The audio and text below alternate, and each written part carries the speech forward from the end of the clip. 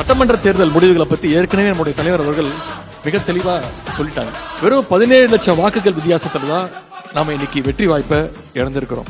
20 வருஷத்துக்கு மேல நம்முடைய முதுகு மேல ஏறி நின்று நம்ம மேல சவாரி செஞ்ச காங்கிரஸ் கட்சி இன்னைக்கு நம்முடைய முதுகுல குத்திட்டு போயிருக்கு.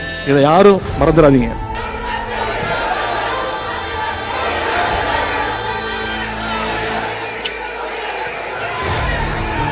குறைஞ்சபட்ச ஒரு நன்றியோ நாகரிகமோ இல்லாத காங்கிரஸ இனி எந்த காலத்திலையும் நாம நம்ப கூடாது, எந்த காலத்திலையும் நாம கிட்ட சேர்க்க கூடாது.